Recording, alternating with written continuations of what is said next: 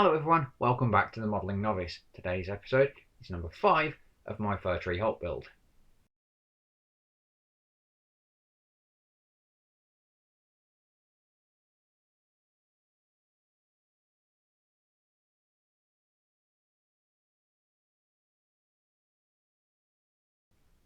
So in this episode, I take you through how I've got this far with this, how I've done the engine shed concrete, and also we're going to be finishing off with doing some more of the detail parts on the shed. So without further ado, let's get cracking. So this is the engine shed kit. It is a nice little experiment for my friend Kevin, who's using me as a guinea pig for this piece and has built a version of it for his own layout in TT. It's a laser cut 2-road engine shed with some 3D printed resin attachments. He has kindly provided CAD drawings from the shed which will help me fit this together. I'm going to use the standard super glue for this task so it will set nice and rapidly. The cut texture is really nice and there are a few accessories with this kit as well. The internal structure will be painted up nicely, I'm sure. But I don't plan on putting much in the way of lighting or detail inside, but I do want to make sure that if you do look inside, there's no wood colour to spoil the illusion. I'm sure I will get the chance to tackle those more advanced aspects of the hobby on a future project, but for now, as a fun light for a child, these details don't really matter. I really look forward to seeing the finished article, but for now, let's focus on construction. I'm starting off with the roof vents, although you will see that even with diagrams, I managed to get that wrong. Thankfully, I did manage to correct my error before the glue had fully set. The roof itself will be glued in place, but there are recesses for the internal structure to insert into for a nice snug fit. This is my first time attempting to build a laser cut kit, so I'm taking things slow and steady, and hopefully the finished product will be as intended. I'm sure that with some experience, knowing the best procedure for these types of kits will make such a task even simpler. It's really easy to understate how laser cutting and 3D printing has changed this hobby, and hopefully for the better. There are only so many pre-made buildings and card kits out there, and it was a noticeable limitation to anyone who was unable to scratch build, either through lack of skill or experience, confidence or time available. These new technologies have allowed for an even greater variety of buildings and infrastructure that even beginner or more casual modelers can build something quite unique. It also gives the ability to add even more detail to existing structures on layouts. Also, in today's tech-driven world, people can create amazing things in computer software but struggle to build things in real life, so this helps boost creativity and variety in the hobby. It's safe to say this technology is here to stay.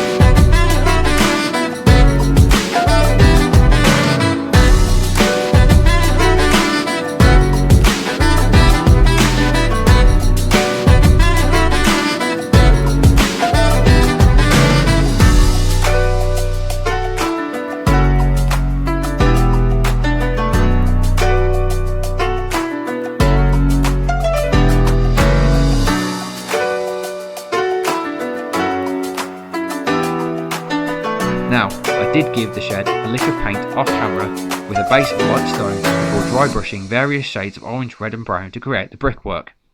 The roof and vents have had an undercoat of teal green. I have some tile textured plastic card for the main roof, and I will add a grey overcoat onto the vents before weathering everything to finish.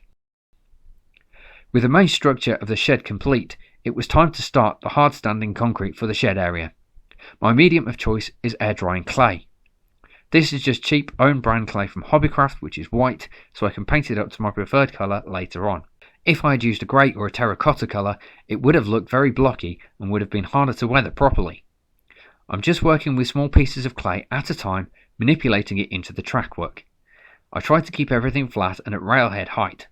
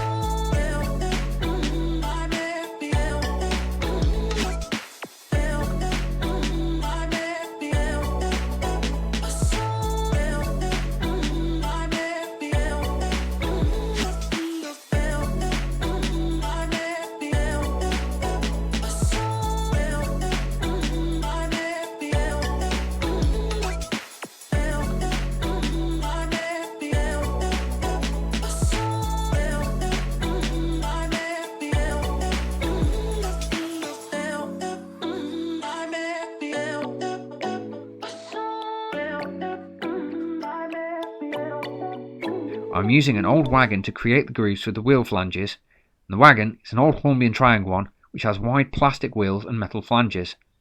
If these wagons can run along here without derailing, then all of the locos should manage it too. As I come to finish off, I must point out that this air dry clay was in my wife's art supplies and was very old. The Hobbycraft logo makes me guess this clay is at least 15 years old.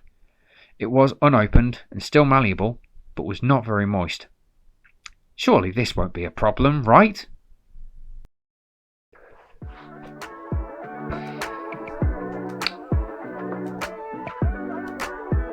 Is anybody getting a little bit of deja vu? Oh dear. It looks like the old clay was far too gone to work and has cracked and lifted as it dried. This means I'm going to have to remove all of this material and start again. So, using some bladed tools, I lift off the dried clay and put it aside. I don't want to waste this material, and once crushed up, I think I might be able to make some wagon loads from it. Before I try again with some fresh clay, I'm going to paint on some layers of PVA glue and some gesso to the surfaces which are getting covered.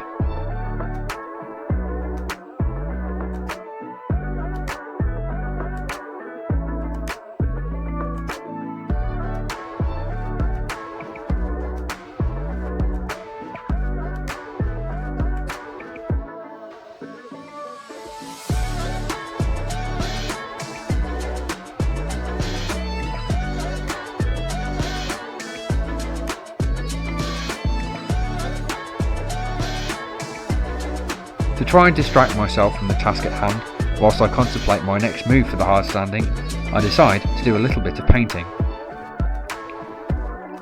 Firstly, I decided to weather the platform surface. In its current shade, it looks far too fresh and pristine for my liking, like the contractors have just finished a full resurfacing job. Therefore I'm weathering it slightly by dry brushing lighter shades of grey across the surface. It might look a bit streaky and patchy, but hopefully that makes it look like it's a bit more worn and adding to that lived in look. I'm not going too hard on the fine details. This layout is for a child after all, but I do want some immersiveness that can transpire into somewhat a realistic world.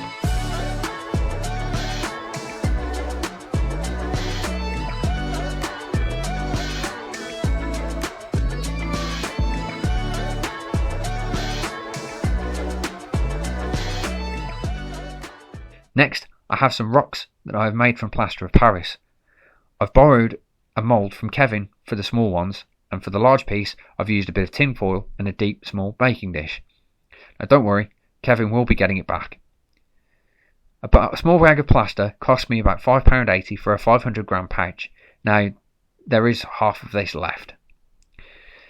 Again, this was something I've done off camera, so it's a pretty boring process and not very visually interesting either. I used a soft brass wire brush to add texture to the large piece.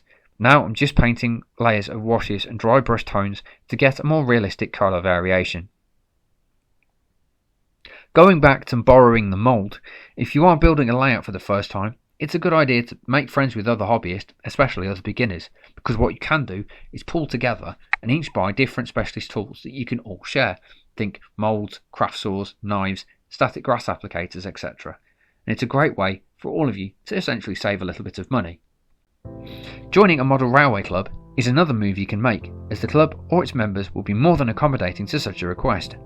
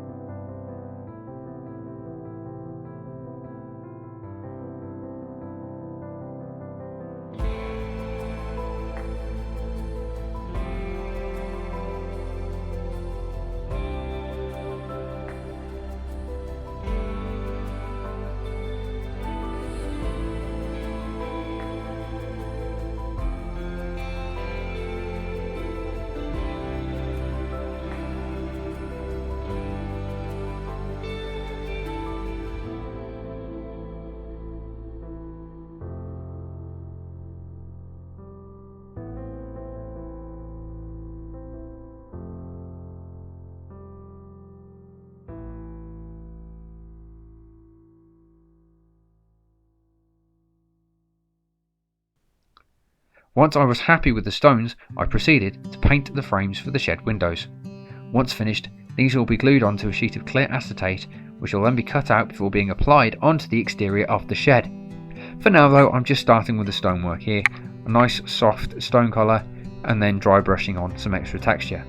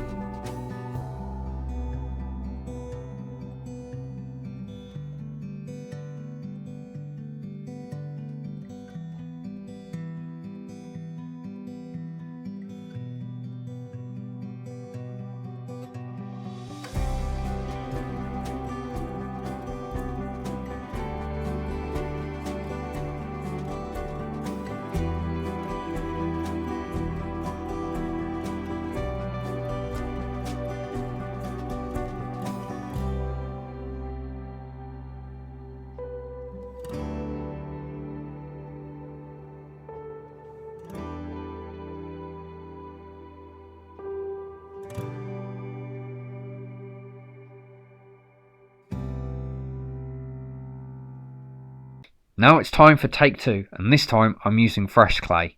This stuff is a lot softer and much more moist. I'm also using a bowl of water to help with the application here. My timing was lucky with this, as Hobbycraft were in the middle of their January sale when I was doing this job, so I've only paid £2 instead of £4 for this block of clay. I'm using the same technique as the first time round, and hopefully the new material will make a solid difference. It's remarkable how different this feels to handle. It's a lot more messy, but once I got used to it, application was very easy.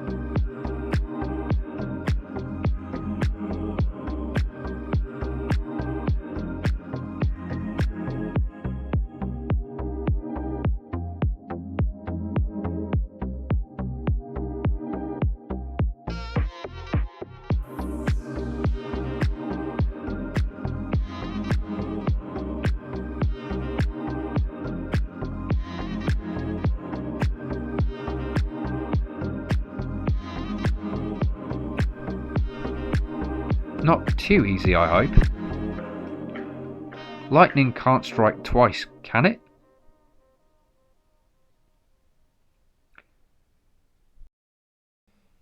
So it looks like my second attempt has failed as well. Now that is leaving me with a huge headache, and now I'm feeling dejected. And part of me just wants to rip the whole thing up and throw it in the bin, but I'm not going to do that. I am going to persevere. The one shining light I do see in it is the texture. This is the first stuff that I pulled off, and yeah, it's very crumbly, very soft, so that's probably why that didn't work. However, the new stuff, it's gone a lot firmer. I'm hoping that if I file down the channels where the cracks are, fill them back in, it might just save it. Okay, so I'm just quickly jumping in here because I'm in the middle of trying to edit this video, and it was looking at about 50 minutes long initially, so I've split it up into 2 parts. So if you want to watch me rescue this, then episode 2 will be released very soon if you're watching this within the first couple of weeks of this coming out. But yeah, a bit of an odd one really. I do apologise. Anyway, thanks for watching, and stay tuned for part 2 where I try to fix this mess.